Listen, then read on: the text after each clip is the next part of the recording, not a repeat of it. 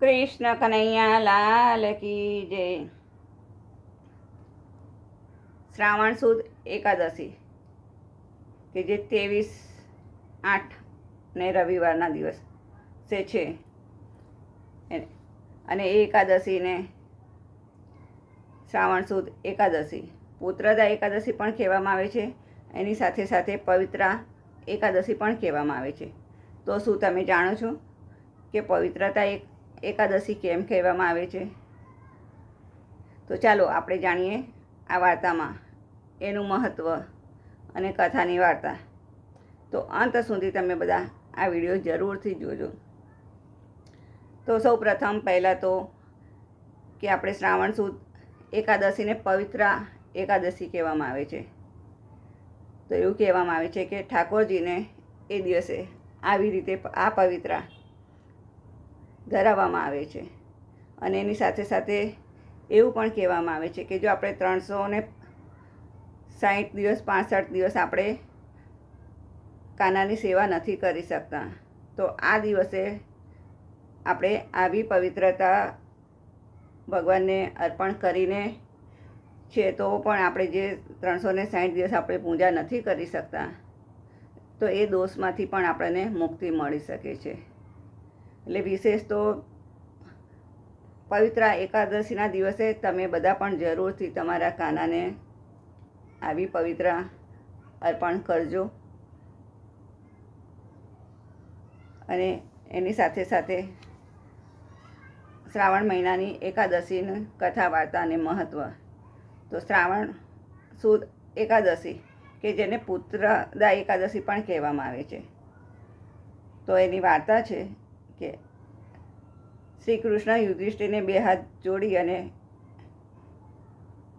ભગવાનને કહે છે કે હવે મને તમે શ્રાવણ માસની સુદ પક્ષમાં આવતી એકાદશીનું નામ કહો અને તેનું મહાત્મ્ય અને તેનું પૂર્ણ ફળ કહો. તો યુધિષ્ઠિરના પ્રશ્નથી ભગવાન પ્રસન્ન થયા અને કહેવા લાગ્યા કે હે ધર્મરાજ, સાંભળો. શ્રાવણ માસમાં સુદ પક્ષમાં આવતી 11નું નામ પુત્રદા એકાદશી છે અને આ એકાદશીનું વ્રત ઉપવાસ કરનારને સંતાન પ્રાપ્તિ થાય છે. અને આ 11નું મહાત્મ્ય હું તમને કહું છું, તો સાંભળો.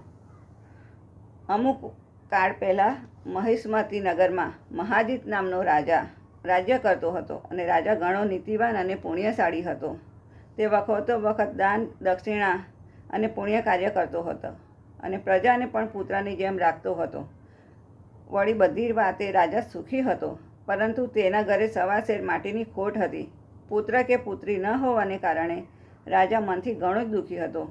કોઈ ઉપાય ન હોવાથી એકવાર રાજા વનમાં ગયો, એમ વિચારીને કે વનમાં તપ કરતાં કરતાં અને નિવાસ કરતાં કરતાં ઘણા જ ઋષિમુનિઓ છે, તો આમાંથી કોઈની પણ મારા ઉપર કૃપા થાય અને મને પુત્ર પ્રાપ્તિના યોગ ઉત્પન્ન થાય અને આશીર્વાદ મળે.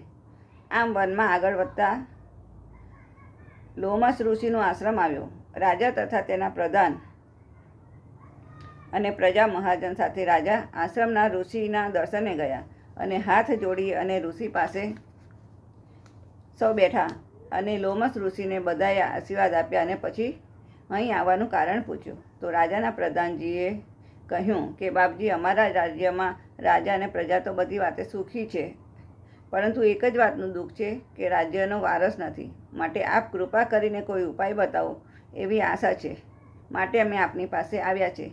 રાજા પ્રધાનની આ વાત સાંભળી અને મુનિએ પોતાનો યોગ સાધનાના તપ બળે ધ્યાન કર્યું અને પછી બોલ્યા કે પ્રધાનજી, પૂર્વજન્મમાં તમારો રાજા એક લોભી અને લંપટ અને ક્રૂર વાણિયો હતો. તે વેપાર અર્થે એક ગામથી બીજા ગામ જતો હતો. એકવાર જેઠ માસના વદ 11ને દિવસે તે ગામના પાદરે તેને તરસ લાગવાથી પાણી પીવા ગયો. તે જ સમયે એક ગાય પણ પોતાના 2 વાછરડા સાથે એ સ્થળે પાણી પીવા માટે આવી હતી. પરંતુ આ વાણિયાએ ગાય અને વાછરડાને દૂર હડસેલીને પોતે પાણી પીધું. આથી પેલી ગાયનું મન દુભાયું અને તેની આંતળી કકડી ઉઠી. તેથી તે ગાયના નિસાસા લાગ્યા અને તે પાપથી તમારો રાજા પુત્ર વગરનો થયો છે, પરંતુ તેના બીજા પુણ્યના પ્રભાવે કરીને તે આ જન્મમાં રાજા બન્યો છે.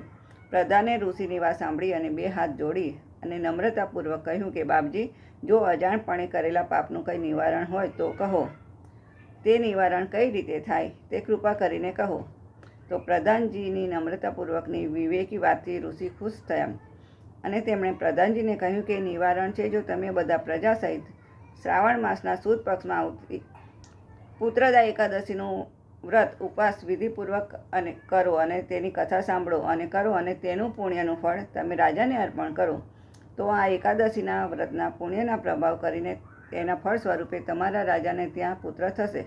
મુનિની આ વાત સાંભળીને પ્રજા અને પ્રધાન સર્વે બધા આનંદમાં આવી ગયા તથા મુનિને 2 હાથ જોડીને પ્રણામ કરી અને આશીર્વાદ લઈ અને બધા નગરમાં આવ્યા.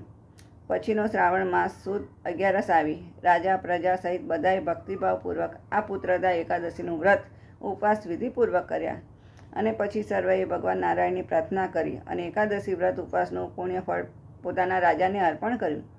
પુણ્યફળના પ્રતાપે રાણી સગર્ભા થઈ અને પૂરા દિવસે તેને પુત્રને જન્મ આપ્યો. નગરમાં બધે આનંદ મંગળ વર્તાઈ રહ્યો હતો. માટે જે પણ કોઈ નર નારી શ્રદ્ધાપૂર્વક ભક્તિભાવથી શ્રાવણ માસમાં સુદ પક્ષમાં આવતી આ પુત્રદા એકાદશીનું વ્રત ઉપવાસ કરી અને તેનું મહાત્મા કથા શ્રવણ કરે છે, તો કહે છે કે તે બધા પાપોમાંથી મુક્તિ પામી અને અંતે તે સ્વર્ગલોકમાં જાય છે. જય શ્રી કૃષ્ણ. તો આ હતી પુત્રદા એકાદશીની કથા, વાર્તા અને મહત્ત્વ. એટલે આમ તો વર્ષમાં 2 વખત પુત્રદા એકાદશી આવે છે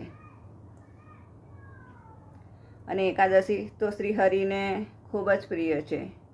તો એકાદશીના દિવસે શ્રી કૃષ્ણ અને ભગવાન શ્રી હરિની કૃપા મેળવવા માટે બને એટલું આપણે બધા શ્રી હરિના સાનિધ્યમાં રહેવાની કોશિશ કરવાની અને નિત્યક્રમ પ્રમાણે જે આપણે સવારે નાહી ધોઈ અને ભગવાનની પૂજા અર્ચના કરતા હોય છે, મૂર્તિ હોય તો મૂર્તિને પણ સવારે સ્નાનાદિ કરાવી અને નવા વસ્ત્ર પહેરાવી, ધૂપ દીપ, પ્રસાદમાં માખણ ભોગનો મિશ્રીનો પ્રસાદ, આરતી ઉતારવી અને તુલસી અર્પણ કરવા અને આખો દિવસ ઓમ નમો ભગવતે વાસુદેવાય છે કે તમને જે પણ પ્રિય હોય એ મંત્રોચ્ચારનું સતત રટણ કરવું અને આખો દિવસ રાત્રે જાગરણ કરવું અને હરિની સમીપ રહેવાની કોશિશ કરવાની. તો આ એકાદશીનો લાભ તમે બધા પણ જરૂરથી લેજો. અને સાથે સાથે ભગવાનને પવિત્ર એકાદશી છે તો પવિત્ર અર્પણ કરવાનું જરાય ના ભૂલતા. જય શ્રી કૃષ્ણ.